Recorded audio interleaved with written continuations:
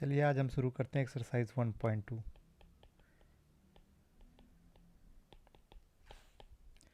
पहला क्वेश्चन है, prove that root 5 is irrational number. Root 5 is irrational.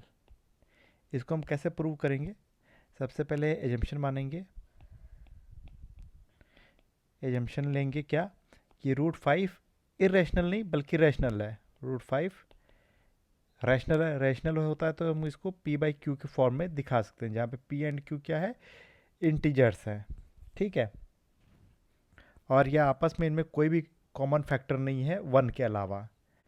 अगर यहाँ पे कोई भी कॉमन फैक्टर रहेगा तो हम उसको मतलब कि कैंसिल आउट कर देंगे, और लास्ट में हमारे ये दो पी क्यू दो नंबर बचेंगे जो कि क्या कहते हैं, आपस में इनके कोई कॉमन फैक्टर नहीं होगा। ठीक है। अब हम क्या करेंगे, दोनों तरफ स्क्वायर करेंगे तो ये आ जाएगा 5, इधर आ जाएगा P square divide by Q square. तो हम इसको लिख सकते हैं पी स्क्वायर इक्वल टू क्या लिख सकते हैं, 5 क्यू स्क्वायर। तो हम यहाँ पे ये देखते हैं कि p एक इंटीजर है। इंटीजर का अगर हम फैक्टराइजेशन करेंगे तो समथिंग मतलब सपोज करिए ए बी सी डी करके फैक्टर आया, जिसमें से एक फैक्टर इसका 5 भी है। फैक्टर 5 होने का मतलब क्या है कि p square is divisible by 5। Divisible by 5। फिर अगर p स्क्वायर डिविजिबल बाई 5 है तो p is also divisible by 5। Divisible by 5, इसका मैं आपको एग्जांपल लेके भी समझा सकता हूँ।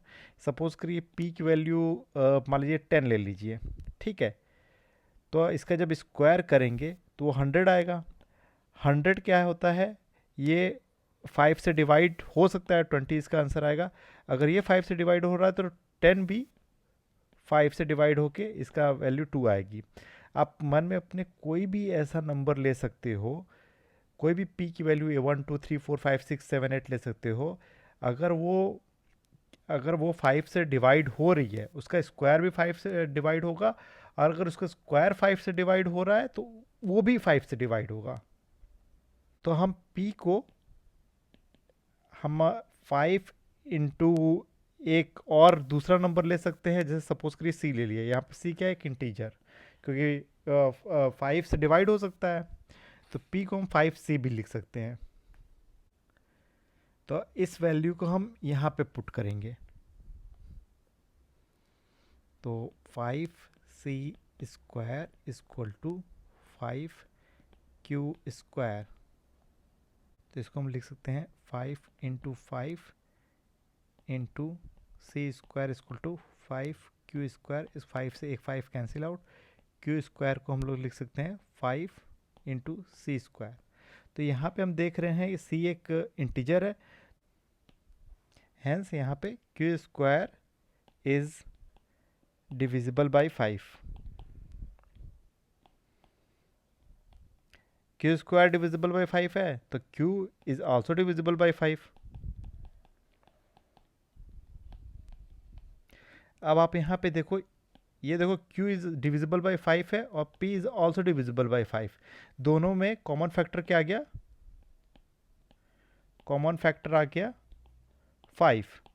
जबकि हमने शुरू में क्या एजम्पशन माना था स्टार्टिंग में कि p and q are coprime number, coprime numbers. तो ये हमारा but we found 5 as a common factor. Common factor है, hence our assumption are wrong. Our assumptions are wrong. So root 5 is actually a rational number.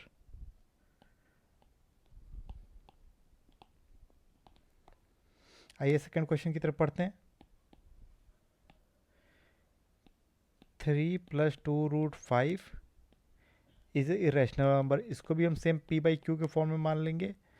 तो ये आप दोनों तरफ -3 कर देंगे तो 2 root 5 equal to p by q minus 3 हो जाएगा, या हम इसको लिख सकते हैं 2√5 equal to p minus 3 q upon q, जहाँ पे पी क्यू आपको पहले से पता है इंटीजर वैल्यू है, तो √5 को हम लोग लिख सकते हैं p minus 3 q upon 2 Q.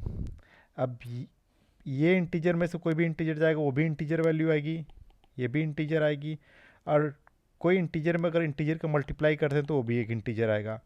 तो इससे हमें क्या मिलता है कि √5 इज़ रैशनल। यहाँ से हम कह रहे हैं कि ये रैशनल है, लेकिन इसके पहले ही हमने प्रूव किया कि √5 क्या है, एक्चुअल में इर्रेशनल नंबर है। तो हमारा एजम्पशन क्या हो गया, रॉन्ग प्रूफ हो गया, एजम्पशन रॉन्ग प्रूफ हो गया। हैंस 3 + 2√5 जो रैशनल माना था वो एक्चुअल में इर्रेशनल है। आइए थर्ड क्वेश्चन की तरफ पढ़ते हैं। थर्ड का पहला है 1/√2 इज अ इर्रेशनल नंबर। इसको प्रूव करना है, इसको भी सेम p/q के फॉर्म में मान लेंगे।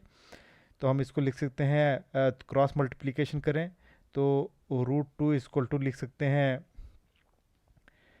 q/p हो जाएगा। और चूंकि q भी एक इंटीजर है, ये भी एक इंटीजर है, p भी एक इंटीजर है, तो √2 क्या आ गया, ये रैशनल आ गया जो हमारे एजम्पशन से मैच नहीं आता। हैंस एजम्पशन हमारा रॉन्ग हो गया, इसलिए 1/√2 क्या हो गया, is a irrational number.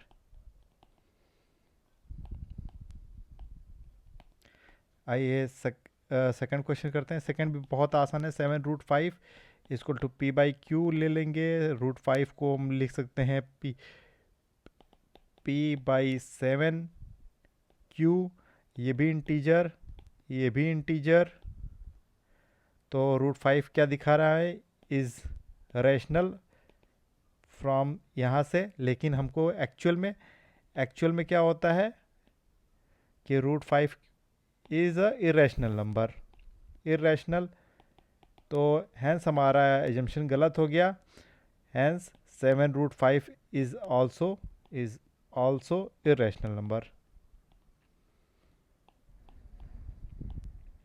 Third देखिए,